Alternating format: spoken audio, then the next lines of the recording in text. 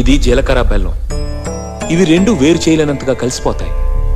పెళ్లి తర్వాత భార్యాభర్తలు కూడా జీవితాంతం అలా కలిసి ఉండాలని ఇవి తలపై పెట్టిస్తుంది.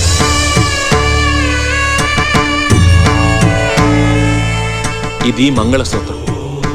మంగళం అంటే పవిత్రత, సూత్రం అంటే తాడు. ఇది మెడలో పడగానే పెళ్లి అగ్ని కంటే పవిత్రం అవుతుంది.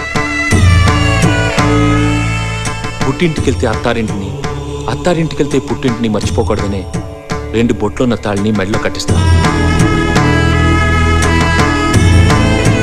తలంబ్రాలంటే తలపై నుండి రాలిపడేవి.